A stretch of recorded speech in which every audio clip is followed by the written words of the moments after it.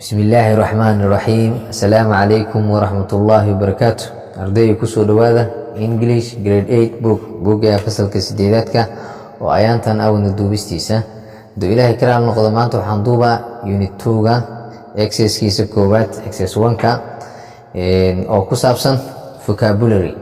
Marka C waxaan ku arkaynaa vocabulary. Hore waxaan usoo qaadanay A oo ahay listening and speaking iyo B oo ahayd reading comprehension. Maantana waxaan arkaynaa C oo ku saabsan vocabulary array. Exercise 1kiisaas aan qaadanaynaa khaasatan page 20 ilaa 21. Use isticmaal the words erayada correctly si saxa u isticmaal to complete sa u dhamaystirtid the sentence jumladaha below hoose. Amarkaana la siiyey hoostiisana waxaa yaalin box ay ku jiraan erayo. Marka erayadan kulligood waa isticmaali doonaa, meeshaas ayaanu ku macneyn doonaa. Hal eray ayaa laga tagaa, halkaas eray oo ah subtopic. Eraygan lahay subtopic inta kale waxaan ku macneyn doonaa markaan gelinayno meelaha ay ku habboon yihiin ayaan macneyn doonaa. Marka subtopic waxaa laga wadaa horta erayga sub kaligiis below waa hoosaa laga wadaa, topicna waa ciwaan. Marka ciwaanka koowaad markii aad dhahday topic, ciwaanada ka hooseeya aad samayn doontid oo yararkaa waxaa la subtopic kuwaasaa la. Marka ciwaan yaroo ciwaanka weyn ka hooseeya waaye. Number 1, all candidates, dhammaan musharaxiinta ama ardayda. Musharaxiin waxay ku yihiin dugsiga sare ayay u sharxan yihiin si ay u noqdaan arday dugsi sare.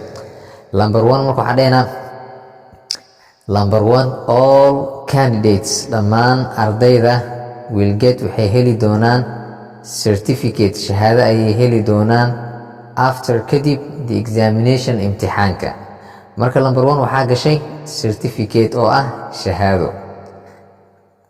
Number 2, when goorta you write u qortid accurate si saxan answers jawaabaha, dee iyaga easy way fududahay to mark in la saxo. Saas daraadeed number 2 waxaa gashay accurate oo ah si sax ah. Number 3 waxaa galayso cheating oo ah khiyaano. Cheating khiyaanada is not allowed, lama ogolo in examinations, imtixaanaadka gudihiisa lama ogolo. In examinations, imtixaanaadka gudihiisa lama ogolo. Marka number 3 waxaa galayso cheating oo ah qish. Number 4 ama number 4, the total of the bounties, totalka isku geynta bundooyinka in the examination imtixaanka is aggregates, waa aggregate. Aggregate waxaa la celcelis, average loola jeedaa eray kale oo Ingiriis ah, average oo laga wado celcelis. Number 5, out of 100 marks, boqolkii buundo is known as, waxaa loo yaqaanaa percent, ayaa loo yaqaanaa percentage. Number 6, you adiga saas daraadeed horta number 5 waxaa galayso percent aa galayso.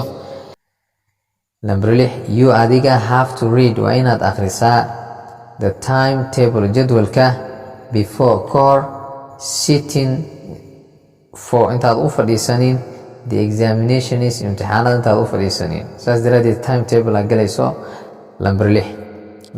Number 7, work hard, si adag u shaqeey to score, saa u heshid buundooyinka above, ka sareeyo the pass mark, buundooyinka lagu baasayo.